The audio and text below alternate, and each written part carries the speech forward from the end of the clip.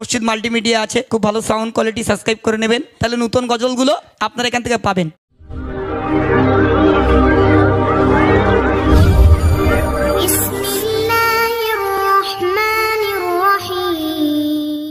এই নারীদের কি এখন বর্তমান যুগে দেখবেন কত জায়গায় কত কি আন্দোলন হচ্ছে, কত কি হচ্ছে না, সেটা তার জায়গায়। কেন? এই নারীদের ইসলাম ধর্মে একটা জায়গা দিয়েছে, একটা সীমাবদ্ধর ভিতরে থাকার জন্য শরিয়াত যেটা হুকুম দিয়েছে সেটা কিন্তু আমাদের মানতে হবে। আমরা যে দেশে চলি সে দেশের আইন কানুন মেনে চলতে হবে, নিয়ম কানুন মেনে চলতে হবে, কিন্তু তার সঙ্গে সঙ্গে আমি যে মুসলমান, আমি মুসলমান ঘরেতে জন্ম নিয়েছি, আমার আল্লাহ এক, নবী এক, আমার কোরআন এক, এই দুনিয়াতে শরিয়াতকে মেনে চলতে হবে, এটা আমাদেরকে মাথায় রাখতে হবে। ঠিক আছে, তুমি যেই দেশে থাকো সেই দেশের চিন্তা ভাবনা আমাদের রাখতে হবে, কিন্তু এই নারীকে আল্লাহ অনেক সম্মান, অনেক মর্যাদা, অনেক ইজ্জত দিয়েছে। এই নারী, আমার নবী আসার আগে মেয়েদের হত্যা করা হতো না, মেয়েদেরকে মেরে ফেলা হতো, ছোট ছোট বাচ্চা বাচ্চা মেয়েদেরকে বালিতে পুঁতে ওই বালির মধ্যে ঢুকিয়ে তার মাথায় পাথর চাপিয়ে দিতে তাকে মেরে ফেলা হতো। কারণ স্বামী মারা গেলে তাকে জ্বলন্ত চিতায় পুড়িয়ে দেওয়া হতো। কেন?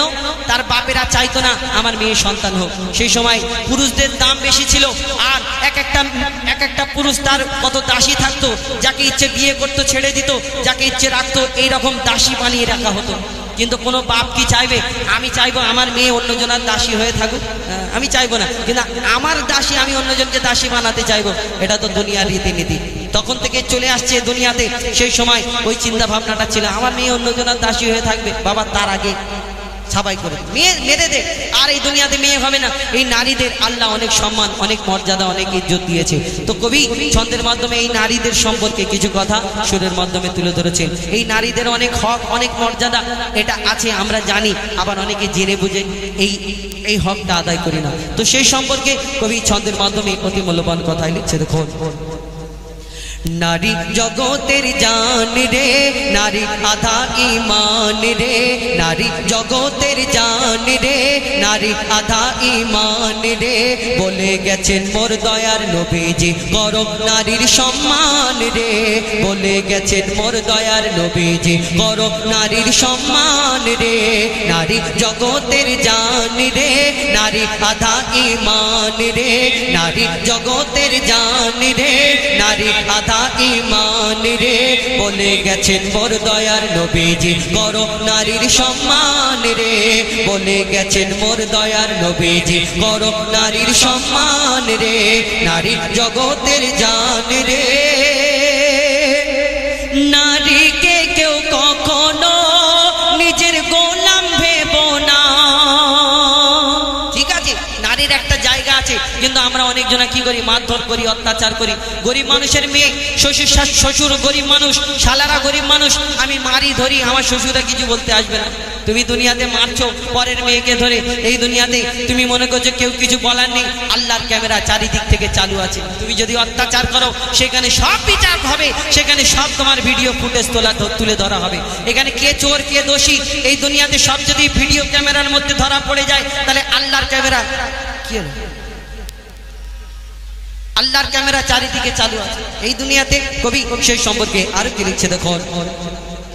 নারীকে কেউ কখনো নিজের গোলাম ভেবো না, নারীকে কেউ কখনো নিজের গোলাম ভেবো না, নারী ছাড়া এই দুনিয়ায় কেউ আসতে পারে না, নারী ছাড়া এই দুনিয়ায় কেউ আসতে পারে না।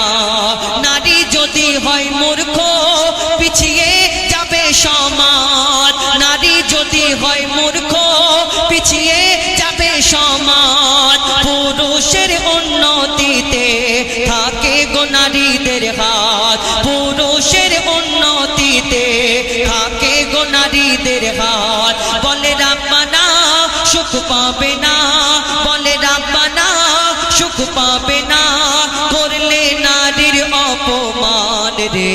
নারী জগতের জান রে, নারী আধা ঈমান রে, নারী জগতের জান রে, নারী আধা ঈমান রে, বলে বলে গেছেন মোর দয়ার নবীজি করো নারীর সম্মান রে, বলে গেছেন মোর দয়ার নবীজি করো নারীর সম্মান রে। তারপর আমাদের ঘরে যদি কোনো মেয়ের বিয়ে হয় দেখবেন বাপেরা মেয়েদের বেশি ভালোবাসে, এত ভালোবাসে তার মেয়ে যদি ছোটবেলায় কোনো বায়না করে ওই ছোট থেকে নিয়ে বড় হওয়া পর্যন্ত আমার ওই বাপেরা মেয়েদের সব শখ পূরণ করে না? এই দুনিয়াতে সব শখ পূরণ করে কেন? আমার মেয়ের কষ্ট হবে, মেয়েটা শ্বশুর বাড়ি চলে যাবে, মেয়েটাকে কোনোদিন কষ্ট দিতে চাই না। সেই মেয়েটা শ্বশুর বাড়ি গিয়ে যদি কষ্ট পায়, মারধর খায়, অত্যাচার হয় তার উপরে, সেই বাপের তালে কতটা কষ্ট হয় বলুন তো? হয় না? হয়। কিন্তু এই দুনিয়াতে কেমন করে দেখাতে পারবে? আমি আমার মেয়ের প্রতি যদি কেউ অত্যাচার করে আমার বুকটা ফেটে যায়, তার ভাইয়ের মনে কষ্ট হয়, তার মায়ের মনে কষ্ট হয়। কিন্তু আমি যদি লোকের মেয়েকে অত্যাচার করি, তারও আব্বা আছে, তারও ভাই আছে, তারও বোন আছে, এটা কোনোদিন আমরা ভাবি? যদি এটা ভাবতাম জীবনে কোনোদিন আমাদের মুসলমান ঘরেতে অশান্তি হতো না। এখন প্রত্যেক ঘরে ঘরে লেগে আছে। এই চিন্তা ভাবনা করে দেখলে সব কিছু বোঝা যায়। কবি সেই সম্পর্কে আরো কে লিখছে দেখো।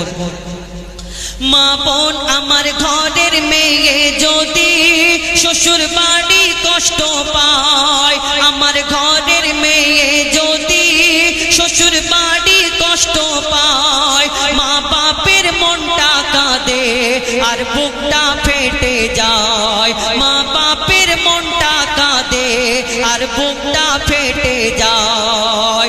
নিজের মেয়েকে আমরা, পরের মেয়েকে আমরা দিই জ্বালা যন্ত্রণা, নিজের অন্যায় চেপে রাখে আর বলি বৌমা ভালো না। যারা পরের ভেবে কষ্ট দেবে, যারা পরের ভেবে কষ্ট দেবে, তারা নয় ভালো ইনসান রে। নারী জগতের জান রে, নারী আধা ঈমান রে, নারী জগতের জান রে, নারী আধা ঈমান রে। বলে গেছেন মোর দয়ার নবীজি করো নারীর সম্মান রে, বলে গেছেন মোর দয়ার নবীজি করো নারীর সম্মান রে। আমার মায়েরা কত খুশি না এই কথা শুনে যে মানে নারীদের কি সম্মান। কিন্তু আমি প্রথমে যে কথা বললাম, এই দুনিয়াতে দেখবেন আমরা পুরুষ, আমরা বেড়া ছেলে, আমাদের মায়ের পায়ের তলায় জান্নাত, আমার মা বাপ জান্নাত, আমার মা বাপ জাহান্নাম। কেন? মা বাপকে যদি রাজি করতে পারি খেদমত করে, তাহলে আল্লাহ জান্নাতের রাস্তা সোজা করে দেবে।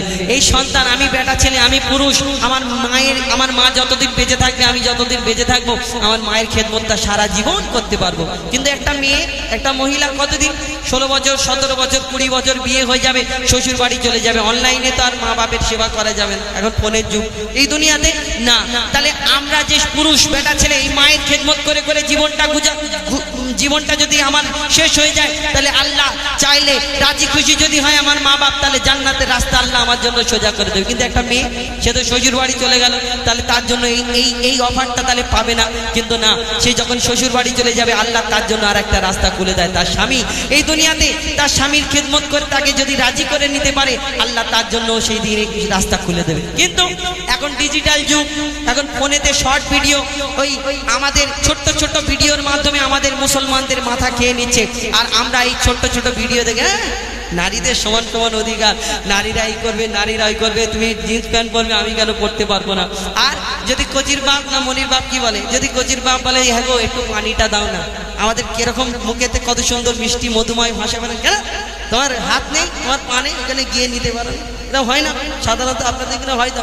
কিন্তু এই যে আমরা জোর চিল্লে জোর গলায় কথা বলি, এই স্বামীর মনে যদি কষ্ট হয় তাহলে আল্লাহ তোমার উপরে রাজি হবে না।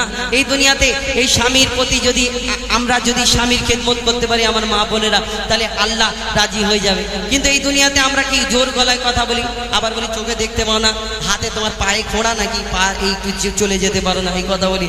আর যখন সেখানে গিয়ে হিসাব হবে, যখন পড়বে খালি আওয়াজ হবে বলে আল্লাহ আমাকে একবার সুযোগ দাও, যাবো স্বামীর পা ধরে সারা জীবন পড়ে থাকবো, আর জীবন ভোর আমি কিছু করবো, কোনো কাজ কাম করবো, শুধু পা ধরে পড়ে থাকবো। মনে করবে আল্লাহ তোমাকে দুনিয়ার মধ্যে পাঠাবে, যাও তুমি আমি স্বামীর খেদমত করো না, আর সুযোগ পাবে না। কবি সেই সম্পর্কে শেষ কথায় আর কি লিখছে দেখো।